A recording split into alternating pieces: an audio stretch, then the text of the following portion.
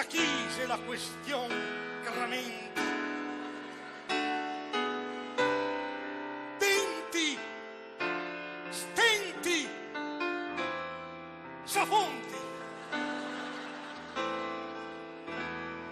che si pia meglio rosegarse per le renghe le catane della rubestega fortuna, o piuttosto, e sottolineo piuttosto, ciappar su e smoltonarsi contro un casin de rogne e incassandosi darghe un taglio.